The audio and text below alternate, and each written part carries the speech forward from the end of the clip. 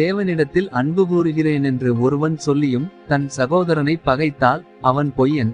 தான் கண்ட சகோதரனிடத்தில் அன்பு கூறாமலிருக்கிறவன் தான் காணாத தேவனிடத்தில் எப்படி அன்பு கூறுவான்?